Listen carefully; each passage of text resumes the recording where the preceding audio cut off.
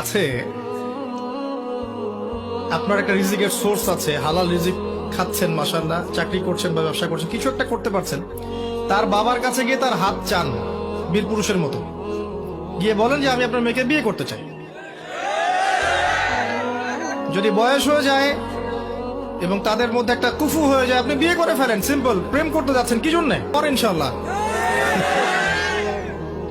সব বুঝেন? ঠিক বলছেন? মানে এগুলো করছেন আগে। প্রকৃত প্রেম শুরু হবে বিয়ের পর, বিয়ের আগে নয়। পৃথিবীর যত দাম্পত্য জীবন আছে, কোন দাম্পত্য জীবন কি আয়েশা রাদিয়াল্লাহু আনহা রাসূল সাল্লাল্লাহু আলাইহি ওয়াসাল্লামের মতো মধুর হবে? এই প্রেমগুলো পবিত্র না? আমাদের নবী তার স্ত্রীর সাথে রাতের বেলা দৌড় প্রতিযোগিতা করেছেন, চিন্তা করতে পারেন।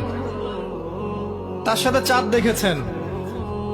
এমনকি তিনি বলেছেন, একটা জায়গায় পেয়েছি আমি, যে আয়েশা রাদিয়াল্লাহু আনহা যেখানে গোশতের যে জায়গায় কামড় দিতেন, নবী সাল্লাল্লাহু আলাইহি ওয়াসাল্লাম ওইখান থেকে নিয়ে সেখান থেকে কামড় দিতেন। এত রোমান্টিক হবে?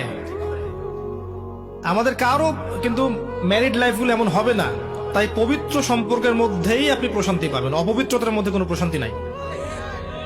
বিয়ে করেন, সামর্থ্য থাকলে বিয়ে করে ফেলেন। আর যদি দেখেন যে রাজি হচ্ছে না বা তার মধ্যে দিনদারিতা নাই, আপনার ইনকামের সোর্স নাই, আপনি সবর করেন, ওটা ছেড়ে দেন। আল্লাহ পাক আপনাকে ইনশাল্লাহ নেককার স্ত্রী দান করবেন ইনশাল্লাহ।